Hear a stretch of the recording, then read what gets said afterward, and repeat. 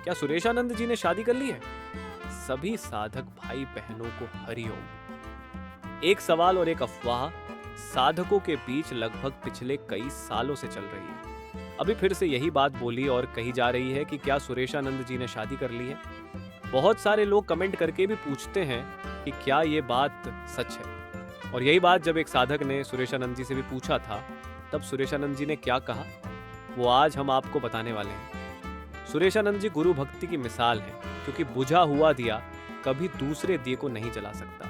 ज्योत हमेशा ज्योत से ही जलती है। उनके अंदर दृढ़ गुरु भक्ति थी। इसीलिए गुरुदेव के वचन थे कि गुरु भक्ति बढ़ानी हो तो सुरेश का चेला बन जाओ। और बापूजी ने यह बात कई बार सत्संग में बोली है कि पक्का जुआरी या शराबी वही है जिसके संपर्क में आने वाले लोग भी जुआरी और शराबी हो जाएं। वैसे ही पक्का सत्संगी और गुरु भक्त भी वही जिसके संपर्क में आने से लोगों को सत्संग और गुरु भक्ति का रंग चढ़ जाए। आजकल बहुत से लोग श्री सुरेशानंद जी के लिए गलत भाषा का प्रयोग और अभद्र टिप्पणी करते हैं। उन आलोचकों को ध्यान में रखना चाहिए कि सुरेशानंद जी अभी जहां भी हैं, जैसे भी हैं, लेकिन तुम उनकी बराबरी शायद 10 जन्म में भी नहीं कर पाओ। भले सुरेशानंद जी शांत हैं, लोगों की नजरों से छिपे हुए हैं, भेष बदल कर रहते हैं, मानो जैसे राजा बलि छिपे हुए थे और भेष बदल कर आत्मविचार कर रहे थे। तब राजा बलि की विपरीत अवस्था देखकर देवराज इंद्र उनकी मजाक उड़ाते हैं और उनका तिरस्कार करते हैं, मानो जैसे आज लोग सुरेशानंद जी के बारे में बोलते हैं। उन्होंने गृहस्थियों वाले कपड़े पहने हैं, पहचान में भी नहीं आ रहे हैं, कोई बहरूपिया है, दुखी दिख रहे हैं। तो उन लोगों को इंद्र के तिरस्कार के बाद जो राजा बलि का उत्तर था, वो बापू जी के सत्संग संसार मुसाफिर खाना है में है।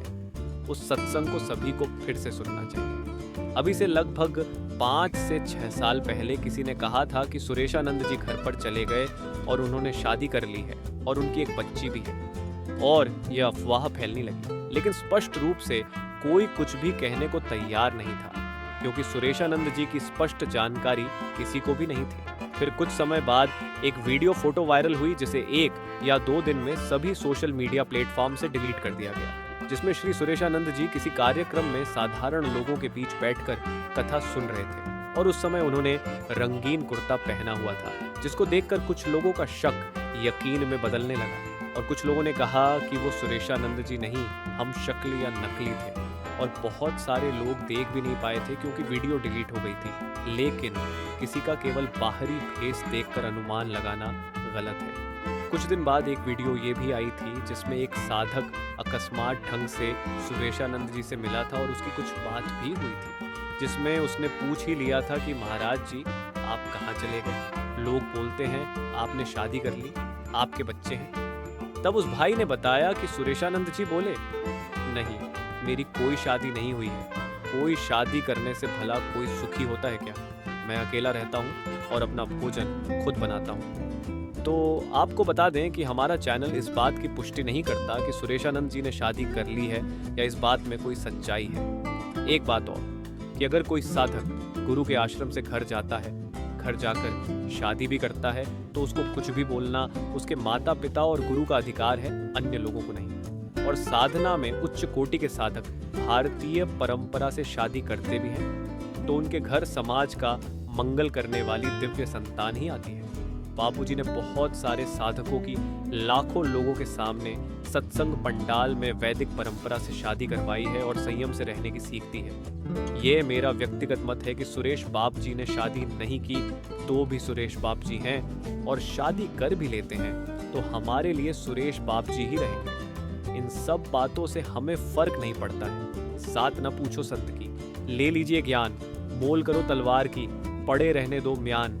बापूजी ने तो उनका नाम ही वापस रखा है। वो वापस आएंगे और वो दिन दूर नहीं जब गुरुदेव से पहले सुरेशानंद वापस मंच पर आकर अपनी सेवा संभालेंगे और भारत ही नहीं बल्कि सारी दुनिया को झुमाएंगे और गुरुदेव की महिमा का प्रचार करेंगे। और बापूजी के संकल्प से पूरे विश्व में भारत की विश्व गुरु के रूप में पूर्ण प्रतिष्ठा स्थापित होगी। शेर की दाढ़ में आया हुआ शिकार एक बार बच सकता है, लेकिन ब्रह्मज्ञानी गुरु की नजरों में आया हुआ साधक बच नहीं सकता। गुरुजी कंचन को अग्नि में कैसे तपाएं, ये गुरुजी का विषय है। बाकी आपके क्या विचार हैं कमेंट में हमें जरूर बताएं और इस वीडियो को ज्यादा से ज्यादा लोगों तक शेयर करें ताकि सच्चाई सभी को मालूम चल सके। सभी साधक पूज्य बापूजी के उत्तम स्वास्थ्य और बापूजी की सच्चाई सभी तक पहुंचे और बापूजी पूर्ण रूप से हमेशा के लिए कारागार से बाहर आए, इसलिए जप व संकल्प करते रहे। सत्यमेव जयते। हरिओम। जय गुरुदेव।